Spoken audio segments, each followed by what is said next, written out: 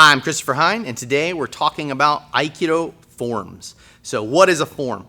A form is a collection of techniques. In Aikido, we unfortunately tend to confuse a form and a technique, and we think they're the same thing.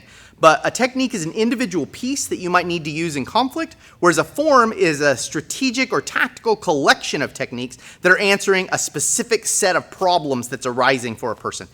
Unlikely that you'll ever use a full, proper Aikido form. I've done a lot of sparring with Aikido. I've maybe done an actual form in sparring maybe 2 or 3 times, not very often.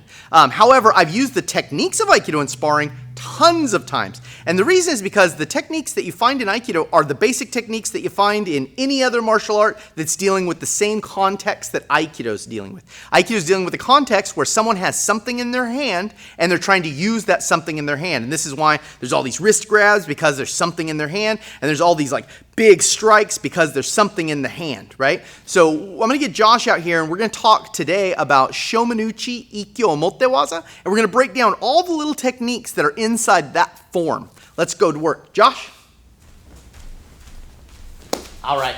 So we're talking about how forms are collections of techniques and not techniques themselves. So when we talk about a form, so let's talk about the form of Shomenuchi Ikkyo Omote, right? So here's the form. So we're in this position here. I drive Josh back. I catch underneath the elbow. That's the Ikkyo. I continue to drive him forward here.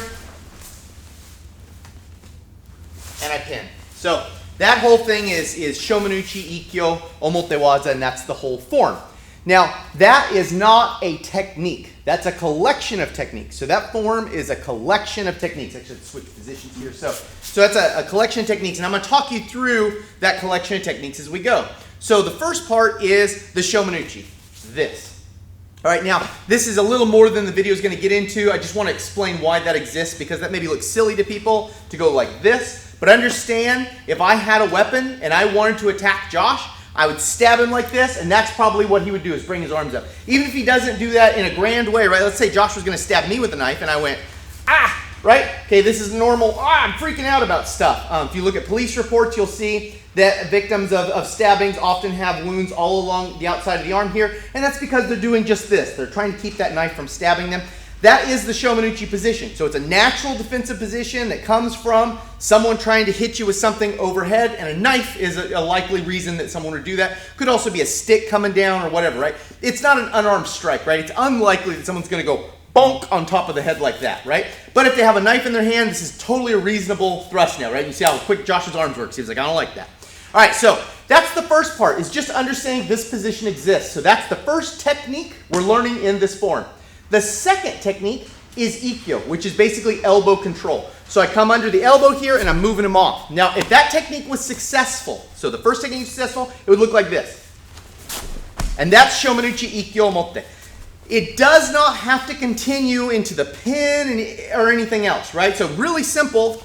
The next part of this, our second technique in this, is simply getting under that elbow and driving him off. Now, why would this be a valuable technique? Well, let's look at the modern approach first, right? The modern approach is, this guy tried to stab me with a knife, okay? I am armed otherwise. I drive this guy off of me. I get to my weapon, and I'm out and on target, right? So that's why. That little bit of space would save my life. So that's super useful for modern law enforcement, super useful in military situations, super useful for the civilian defending themselves at a high level, right? So that's a super useful thing to do. That technique's useful to be able to drive them off real quick, get to your weapon, and then use your weapon. Also, classically the same thing, right? So if I'm a samurai, and this samurai is cutting down, and I go like this, coming under here, drawing my sword and quickly cutting across, that's exactly how it would have been used back in the day. So that's what that technique's for. It's to drive someone off so I can get to my weapon platform, or make an escape. So we're talking about a modern unarmed civilian, and people say like, oh, you know, I'm not armed all the time. Then if you're not armed, you should just get out of that situation. So if I drive this guy away, I want to get out of the situation. That's my goal. So there's our second technique. All right, what's our third technique? Our third technique in this is the takedown. So after I've gone here, if for some reason I need to take him down, we're learning a series of techniques to break this guy's balance. Now, why would that happen? All right, let's say he's armed, and he comes down like this, and I think, well, if I just shove this guy off and I don't have a superior weapon, he might be able to come back at me. Let's say he's a pretty strong guy, and I can get a little shove like this, but he's still right there, right? So it's not going to settle things for me.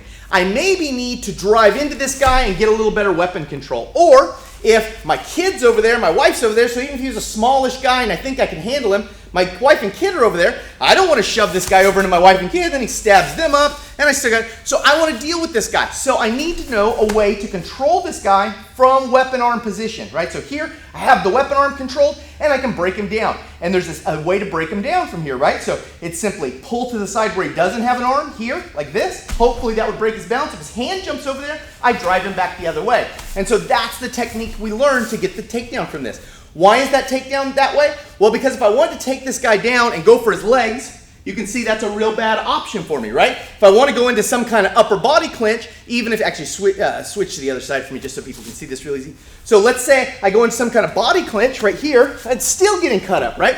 So when I do the takedown for this, I have to have weapon arm control. So that's what it teaches us. So that's our next technique in this series. It's teaching us weapon arm control. So we're here like this. All right, now, how else might that happen? Let's say he's not armed, but I'm armed, okay? So I've got a weapon. This guy just broke into my house, and I need to attack this guy, and he comes over the top. Now, as I go to shove him away, he gets a grip on my weapon hand. So I'm trying to shove this guy off, and he's got a hold of my weapon hand, so I can't use my weapon. He's right here. What am I going to do? I'm going to try and break him down in that same way. Now, from here, whether he's armed or I'm armed, we got to get this weapon clear. Either I'm clearing my own weapon or I'm disarming him.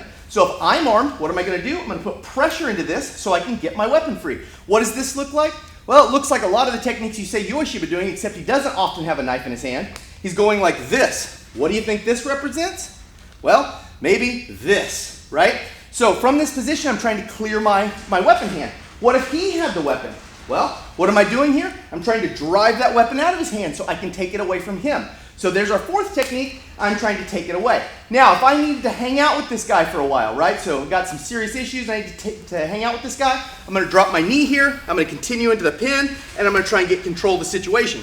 Now, that is at the end of this form, which means it's the least likely technique we want to do.